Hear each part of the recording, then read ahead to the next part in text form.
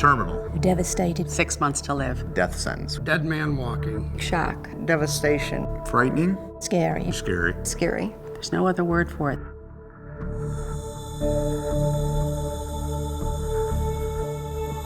The big C word can strike fear into the biggest, strongest person. You never forget it.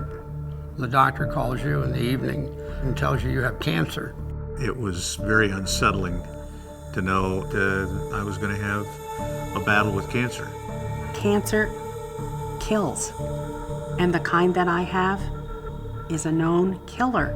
Your first instinct is to say, what did I do? Why me? I worried tremendously about my family, especially my 2 grandsons. I knew I would lose my hair. The world stopped.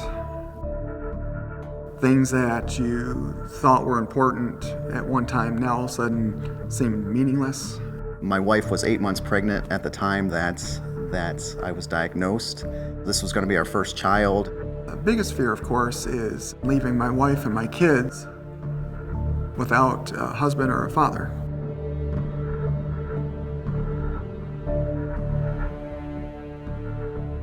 My first impression of Goshen was the attitude of all the people that I talked to, the doctors and the nurses. I don't care who they were. They were the most wonderful bunch of people I had ever talked to. I've been in hospitals where you were just a body, and this is not that kind of a place. There was a brightness to the atmosphere. There was a cheerfulness to the people that I spoke to. They were so caring and personable and friendly. I knew I was going to be welcomed, and I was going to be greeted with a friendly smile.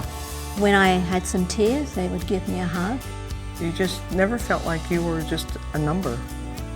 I was more than just a patient to people there. I really felt like that they looked at me as a person who they genuinely wanted to see get better. I even got warm socks when I went into surgery. It's indescribable. And every day I thank the Lord that I'm still here. Without Goshen, my husband probably would be without me right now. My grandchildren would probably have lost me. Without Goshen, I wouldn't be here.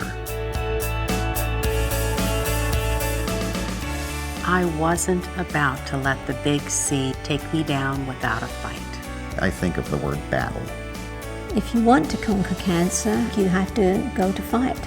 Conquering cancer has changed the way I look at everyday life. I appreciate every day, the sunrises, the sunsets, and I feel thankful for every day I have. You tend to realize that life is very precious. Things that you once worried about, you could care less about now. You start focusing more on what's important in your life. I get to spend time with my wife and with my 2 kids now every single day, and I just love that.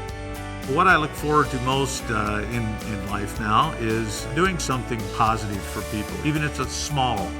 I beat it. I beat cancer. Every day I look in the mirror and I say, thank God for hair.